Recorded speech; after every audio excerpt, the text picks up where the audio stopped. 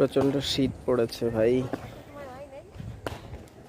আর আগে যে সবজিগুলো লাগানো হয়েছিল সে আজকে কলই শাক কাটবো।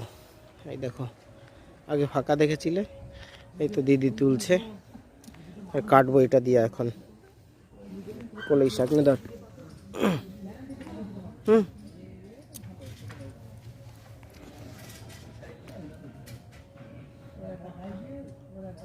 ওইভাবে না,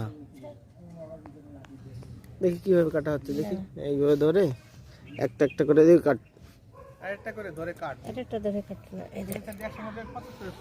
এই দেখো শাক সবজি হয়ে গেছে।